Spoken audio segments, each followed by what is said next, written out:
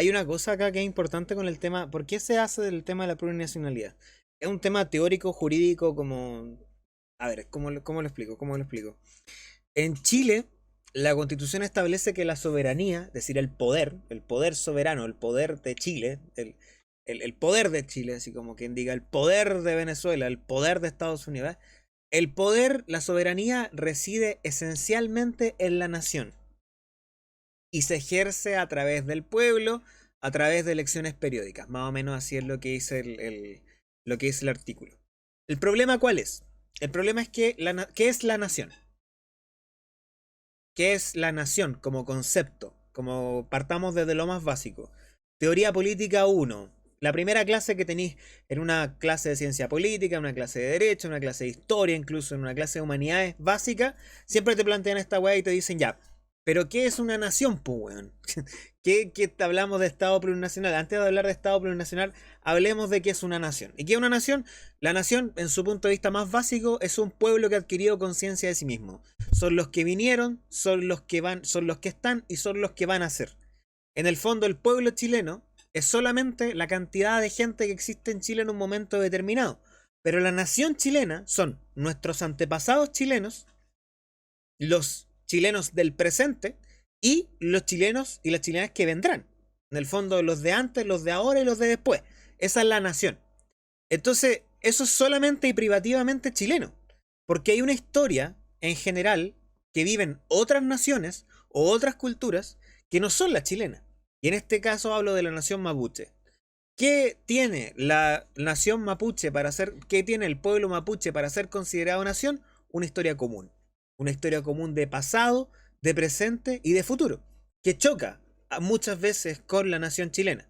Así también con los pueblos originarios del norte. Incluso podrías hablar de que quizás tengamos con las migraciones también existencia de otras comunidades que ejercen alguna suerte de algún sentido de nación. Yo creo que la plurinacionalidad es, en la posición del profesor Baza, que es lo que yo creo, ya somos plurinacionales. O sea, al final es un tema de identidad. La soberanía sigue estando establecida en quienes son ciudadanos chilenos. Ser ciudadano chileno no es lo mismo que ser nacional chileno. La nacionalidad es distinta a la ciudadanía. La nacionalidad es la puerta de entrada a la ciudadanía. ¿Por qué no permitirle a una persona de nacionalidad peruana acceder a la ciudadanía chilena? O mantener su nacionalidad peruana, además de la nacionalidad chilena. ¿Por qué no nos consideramos simplemente como plurinacionales, donde existen generaciones de familias que no solamente son peruana, boliviana, argentina, ecuatoriana? Tenemos colonias israelitas, palestinas, tenemos colonias alemanas, somos multiculturales de por sí, o sea, ya lo somos. El tema es que al parecer, una de las crisis del nuevo Chile, y también dado porque somos un territorio muy extenso, largo y extenso, una ají, es que tenemos muchas identidades en donde la identidad chilena se ve coartada, porque al final es como no, los chilenos del norte, los chilenos del sur, los chilenos del centro. ¿Y se acuerdan cuando tenían que hacer trabajos en la universidad, o sea, perdón, en el colegio? Cuando tenían que pintar ahí el nortino ¿cómo se llama? ¿Cómo se llama? Con la tirana, y en el sur ahí con el, ¿cómo se llama esa donde saltan, weón, con una botella? ¿Cómo se llama? Se me olvidó, perdón. ¿Ah? El costillar es mío, me lo quieren quitar. En el medio están los guasos y está el guaso chileno, está bueno, el tema de la cueca y las fiestas patrias de una manera. Entonces, en el fondo ya hay plurinacionalidad en el territorio chileno. Lo que pasa es que tenemos que encontrar una fórmula constitucional para que toda la gente que habita el territorio chileno se sienta identificada como nación, como plurinación. Como plurinación. Porque la identidad chilena ya no es una. ¿Cachai? Ya no es una. Y sobre todo dado por nuestro territorio. Eh, en el comunismo no va a costillar. Ojo que el país sigue. Ojo, ojo. El país sigue siendo Chile. El país sigue siendo Chile. Pero hay una realidad. Hay una realidad. Y es insostenible. Es insostenible. Es insostenible este país en su forma si es que no encontramos fórmulas para poder unirnos más. Eso es. Al final la constitución no tendría que venir a imponer nada, sino que simplemente... Yo creo que esas cosas, por ejemplo, como el tema de la plurinacionalidad, debería quedar al arbitrio de... Eso es una decisión que debería tomar todo Chile en el plebiscito. Onda, previo a la constitución. Onda, debería haber instancias democráticas de participación donde la gente vote sobre estos temas. Como, considera que Chile es un estado plurinacional, bla, bla, bla, bla, bla. De hecho, incluso con el tema de las naciones, es tema, porque si reconocís la nación mapuche, reconocían los mapuches como una nación en particular, eso no los hace un país. Ojo, porque los países